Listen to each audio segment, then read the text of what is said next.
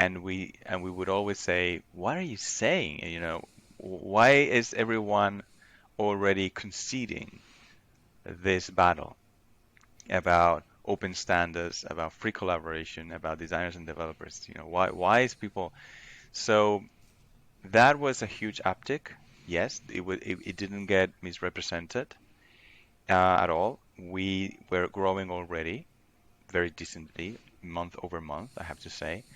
But of course, we cannot compete with a 20 billion deal in terms of Hmm. marketing. I mean, that was massive.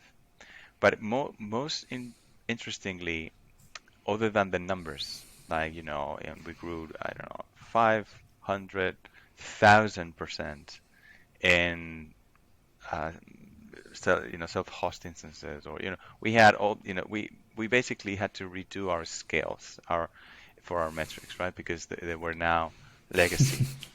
It was not the numbers, it was why people were coming to Penpot, what they were saying.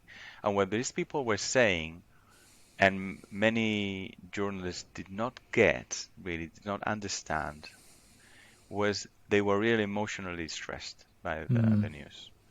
Of all the possible acquirers for Figma, the most hated one could only be Adobe.